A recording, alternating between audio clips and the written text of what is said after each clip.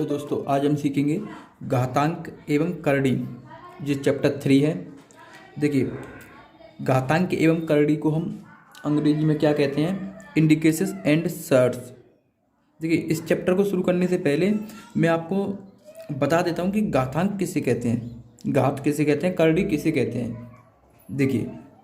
देखिए, जब सात ऐसा कोई संख्या हो या ऐसी कोई राशि हो जिस संख्या के ऊपर कोई संख्या लिखी हो तो घात एवं घातांक के नियम होता है। कैसे? ये जो चार है ना, इसको बोलते हैं घात। जैसे किसी संख्या पे जो ऊपर उसके सिर पर जो चढ़ा होता है, कोई संख्या लिखी होती है, उसी को उसकी घात बोलते हैं। जैसे कि इसमें क्या है, सात की जो घात है वो 4 है, 7 की घात 4 है। घात किसे कहते हैं? जो किसी संख्या या किसी राशि के ऊपर चढ़ी हो। जैसे कि अब मान लीजिए संख्या कुछ भी हो सकती है, 25, 25 पे घात 3, ऐसे भी हो सकती है। ये जो संख्या चढ़ी हुई होती है इसी को बोलते हैं घात। इसी को क्या बोलते हैं? घात। और देखिए, और जो संख्या होती है जिस पर घात चढ़ी होती है उसको बोलते हैं आधार। जैसे इसमें 7 क्या है? आधार है, और 4 उसकी घात है। और इसमें 25 आधार है और 3 उसकी घात है, यानी 25 की घात क्या है? 3 है। 3 है, 25 की घात क्या है? 3। अब आप समझ गए होंगे। और देखिए, घातांक किसे कहते हैं? घात को ही हम घातांक कहते हैं। जैसे कोई संख्या को जितनी बार गुणा करने को कहा जाए, जैसे कि अब 7 की पावर 4, इसको अंग्रेजी में पावर भी बोलते हैं। इसका मतलब होता है कि 7 का गुणा जो है वो 4 बार करना है हमें। इसका क्या मतलब होता है? इस वाली संख्या का मतलब होता है 7 का गुणा हमें 4 बार करना है। और इसका क्या मतलब होता है? देखिए, 25 का गुणा 3 बार, यानी जितनी कोई संख्या पर घातें चढ़ी होंगी उसका मतलब है कि उसका उतनी बार गुणा करना। ठीक, अब आप समझ गए होंगे कि घातांक और आधार क्या होता है। आधार होता है ये जो संख्या, और घातांक या घात क्या होती है? ये वाली ऊपर वाली संख्या। ठीक, अब देखिए, घातांक के कुछ उपयोगी सूत्र हैं। घातांक के जो कुछ उपयोगी सूत्र हैं मैं आपको बताता हूँ करके। देखिए, ये मैंने लिख दिया है घातांक के उपयोगी सूत्र। पहला क्या है? घातांकीय गुणनफल। मैं लिख दे रहा हूँ, घातांकीय गुणनफल। घातांकीय गुणनफल क्या होता है? जैसे कि कोई एक संख्या, मैं आपको बता रहा हूँ, जैसे a की पावर जो है, a की पावर जो है m है, a की पावर m है, इंटू, अब भाई ये गुणा में, फिर a की पावर n है, इंटू, फिर a की पावर क्या है? 1 है। ऐसे ही प्लस, सॉरी, इंटू है इस जगह पर, into dot dot dot dot a की पावर n हो। तो ऐसे सवालों को हम कैसे करते हैं? इसका मतलब होता है जब आधार समान हो। आधार समान का मतलब आप जानते हैं, जो ये संख्या होती है, मैंने आपको बताया आधार क्या होता है। ये जब आधार, देखो सभी में समान है, ए, जब आधार समान हो तो घातें जुड़ जाती हैं। a की पावर अब हम सीधा कर देंगे m प्लस n, सभी को जोड़ देंगे, +1 dot dot dot dot plus n। ये होता है हमारा घातांकीय गुणनफल।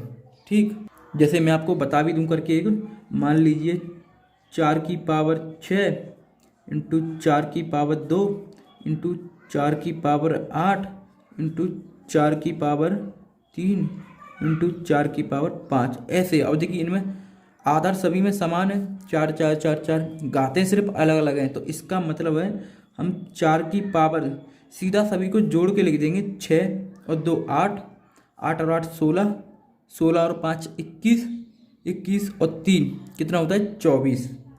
तो हम जो घाते हैं इस तरीके से चढ़ा देंगे, यानी सभी को जोड़कर 4 पर हम घात चढ़ा देंगे। ये होता है घातांकीय गुणनफल, मतलब आधार समान हो तो सभी को हम जोड़ देते हैं। अब देखिए, अब मैं बताता हूँ आपको दूसरा क्या है? घातांकीय भाग। ये था घातांकीय गुणनफल, ये क्या था? घातांकीय गुणनफल। अब मैं आपको बताता हूँ घातांकीय भाग। घातांकीय भाग ये क्या होता है? देखिए घातांकीय भाग कैसे है मैं आपको बताऊं। कोई मान लीजिए जैसे कि ए की पावर एम है, मैं आपको बता रहा हूँ ए की पावर एम है और भाग और ए की पावर एन। देखिए आधार तो समान है, ठीक। अब इसमें भाग देना हुआ तो कैसे करेंगे? तो भाग का तो मतलब यही होता है, हमें पता है सीधा सीधा ए की पावर एम बट्टे ए की पावर एन। इसमें मैंने कुछ चेंजेस तो किया नहीं, क्योंकि भाई भाग का मतलब बट्टे में ले जाना संख्या को, तो मैं बट्टे में ले गया, ठीक। अब देखिए मैं आपको बताऊं, और ये होता है ना। अब इसको हम आगे भी हल कर सकते हैं। जब हम इस घात को ऊपर लेके जाएंगे, भाई आधार तो समान है, संख्या सेम रहेगी। जब हम इस घात को ऊपर लेके जाएंगे तो वो माइनस में हो जाती है, मतलब कि ए की पावर एम तो पहले से था, ओके। भाई एन जो है इसे ऊपर ले गए, ये एन है। एन देखिए आपको एक्स जैसा दिख रहा होगा, पर ये एन है। जब एन को ऊपर लेके जाएंगे तो इस माइनस में हो जाएगी इसकी जो घात है। जैसे मान लीजिए मैंने कहा 3 की पावर 2 और बट्टे 3 की पावर 2, मान लीजिए 3 की पावर 2, इस तरीके से। अब आधार तो सभी में समान है, ठीक। अब इसको ऊपर लेके जाएंगे तो कैसे हल करेंगे? 3 की पावर, भाई ऊपर तो 2 है और ये वाली ऊपर जाएगी तो माइनस की 2, तो क्या हो जाएगा? 3 की पावर 0, तो इसका मतलब होता है 1। जिसकी घात हमेशा 0 हो उसका मान सदैव 1 होता है, चाहे वो उसका आधार कितनी भी बड़ी संख्या क्यों ना हो, ठीक। मैंने आपको 2 टाइप बताई। देखिए जब हम भाग देते हैं तो भाग तो इस तरीके से देंगे, जब इसको ऊपर लेके जाएंगे तो माइनस में हो जाती हैं घातें। कैसे, मैंने आपको करके भी बताया, और मैं आपको एक और करके बता देता हूँ। जैसे 4 की घात 3 और बट्टे 4 की घात अगर 2 हो तो इसका क्या मतलब होगा? भाई 4 की पावर इसे ऊपर लेके जाएंगे तो माइनस में हो जाएगी इसकी घात, तो 3 माइनस 2 करेंगे तो कितना बचेगा? 4 की पावर 1, मतलब कि 4। ये होता है घातांकीय भाग। भाग कैसे करते हैं अब देखिए, मैं अब आपको बताता हूँ तीसरा टाइप क्या होता है। घात की घात चढ़ती है। घात की घात चढ़ती है। घात की घात कैसे चढ़ती है? जैसे कि मैं आपको बता दूं, जैसे मान लीजिए ए की पावर जो है एम है, ए की पावर क्या है? एम, ठीक है, कोष्टक। अब इसकी भी पावर एन हो, ठीक। बड़ा कोष्टक मतलब मझला कोष्टक चालू करेंगे। अब इसकी भी पावर कुछ हो, जैसे 1 मान लीजिए इसकी पावर 1 हो, फिर एक और बड़ा कोष्टक चालू करेंगे इसका, फिर इसकी भी पावर p हो। तो आपने देखा घात पे घात चढ़ती जा रही हैं। कोई संख्या तो सिर्फ आधार तो इनका एक ही है a, पर इसकी पावर n, फिर उसकी भी पावर 1, फिर उसकी भी पावर p, मतलब घाते पे घाते चढ़ जा रही हैं। तो ऐसे सवालों को मतलब ऐसे इसको हम कैसे हल करेंगे? तो इसका मतलब होता है सभी का आपस में गुणा। जैसे कि इसको जब आगे हल करेंगे तो a की जो पावर होगी वो पता है क्या होगी? m into N. अब इनको हम आपस में जोड़ेंगे नहीं, गुणा करेंगे, 1 इंटू पी। ये होता है इसका आंसर। जैसे कि मान लीजिए कोई संख्या है 3, पहले इसकी पावर क्या थी? 2 थी, ठीक। फिर इसकी भी पावर क्या थी? 3 थी, ठीक। मैं आपको करके बता रहा हूँ। और इसकी भी पावर क्या थी? 1 थी। अब आप कह रहे होंगे कि इसकी जगह पे 1 ही लेते हैं, क्या कुछ भी ले सकते हैं? मान लीजिए इसकी पावर 4 होती, ठीक। अब इसकी पावर 1 थी। अब देखिए घातों पर घात चढ़ती जा रही है, तो इसे कैसे हल करेंगे हम?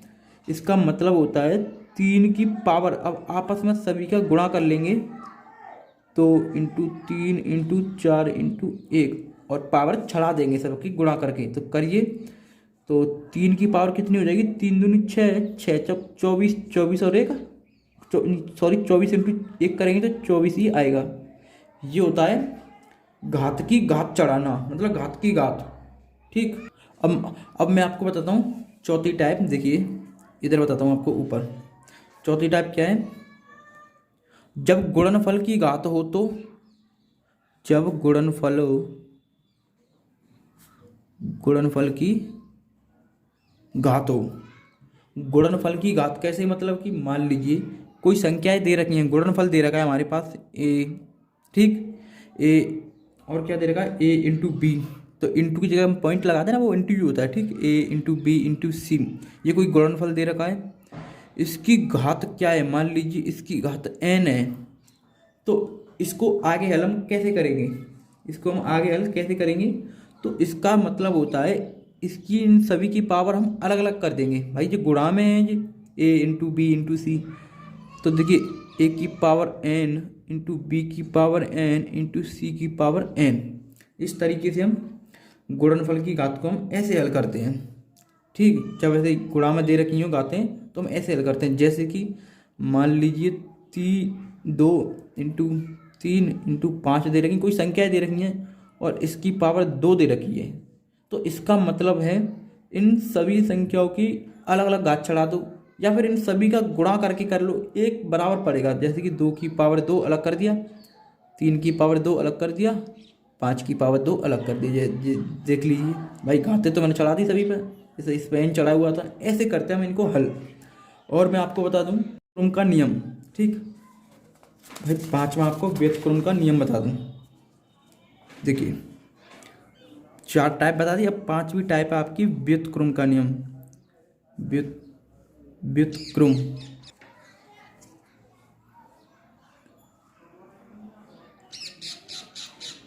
व्युत्क्रम का नियम।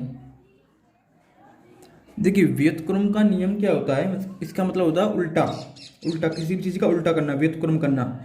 जैसे कि मान लीजिए ए की पावर m है, ए की पावर m है, तो इसका मतलब होता है अब इसकी पावर को अगर हम नीचे लेके जाएंगे, जैसे कि 1/a की पावर -m हो जाएगी। अब माइनस में क्यों हो गई, मैंने आपको बताया था उस टाइप में, पहली वाली में, जब इसको ऊपर लेके जाते हैं, देखिए जब इसको ऊपर लेके जाते हैं तो माइनस की हो जाती है, अगर ऊपर से नीचे लेके आएंगे मतलब चिन्ह बदल जाते हैं। देखिए जब हम प्लस की होती है तो ऊपर जाके माइनस की हो जाती है, अगर माइनस की होती है तो नीचे लाएंगे तो प्लस की हो जाएगी। तो ये प्लस की है ऊपर, जैसे ए की पावर जो m है वो प्लस की है, ठीक, इसके नीचे 1 मान लेंगे। अब इसको हमें नीचे लेके आना है भाई, इसको हमें नीचे लेके आना है, तो 1 के जब नीचे लेके आएंगे तो ए की पावर -m हो जाएगी। क्यों हो जाएगी, इसकी घातों का चिन्ह बदल जाता है नीचे लाने पर, ऊपर लेके जाएंगे तो भी चिन्ह बदल जाएगा, उसका उल्टा हो जाता है। यही होता है व्युत्क्रम का नियम।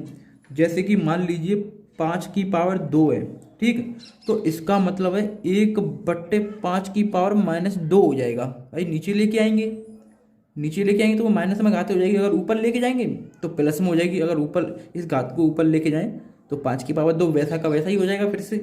ये होता है व्युत्क्रम का नियम।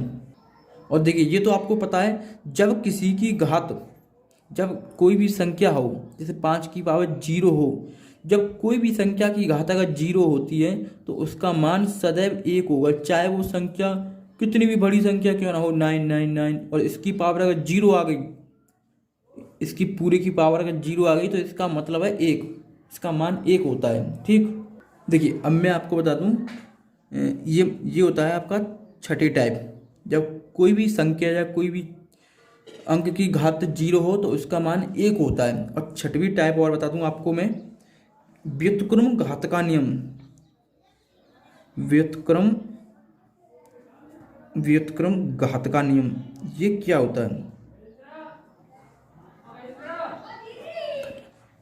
देखिए व्युत्क्रम घात का नियम, जैसे कि a की पावर अगर n हो, इसके बराबर b है, ठीक।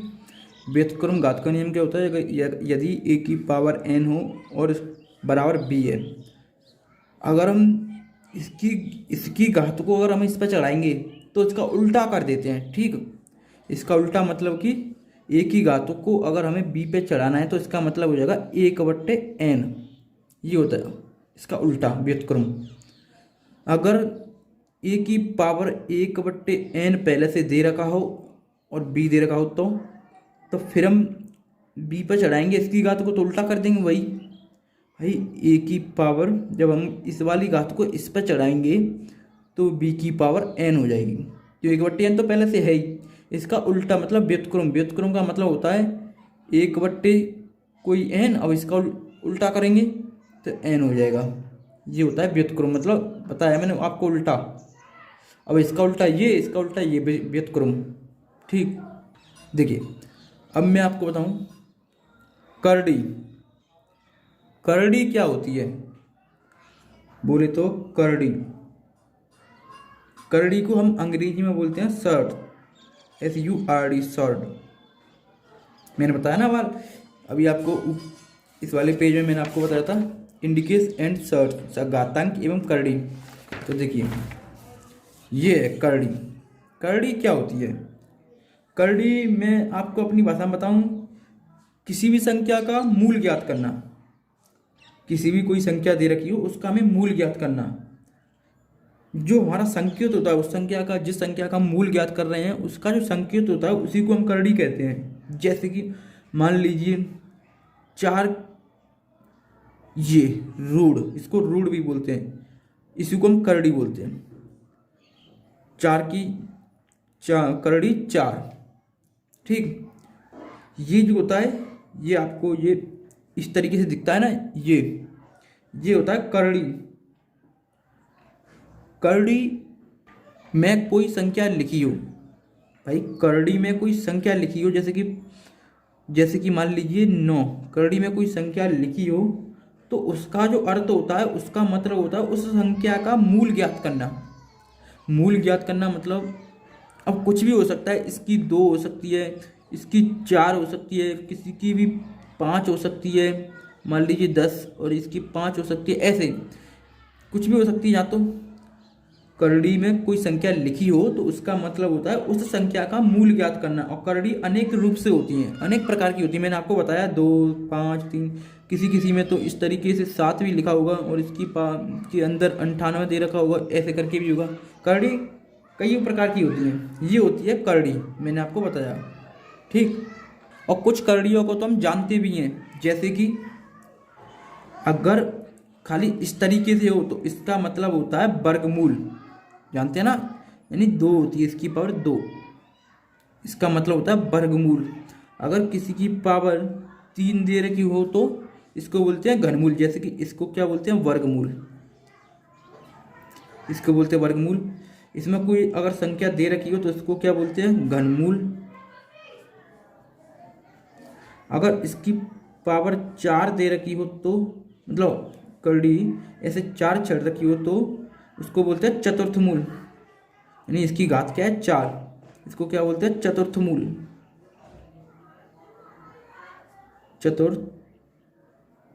चतुर्थमूल। अगर इसकी पावर यानी घात, पावर को भी घात बोलते हैं, 5 दे रखी हो तो पंचमूल,